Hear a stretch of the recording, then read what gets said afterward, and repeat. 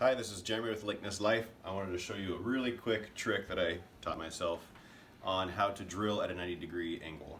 So obviously our square, our triangle, is 90 degrees, but it also sits up 90 degrees. So if you put it on your work, I always like to pre-drill with a small bit so it doesn't walk on me. You get a really long drill bit like this one. This one is 14 inches long.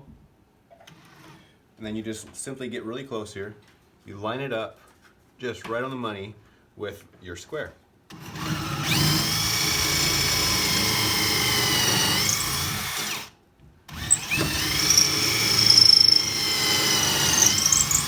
Clean out your hole.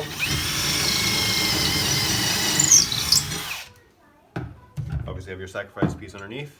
And now my boat handles have holes that go all the way through them right on the money.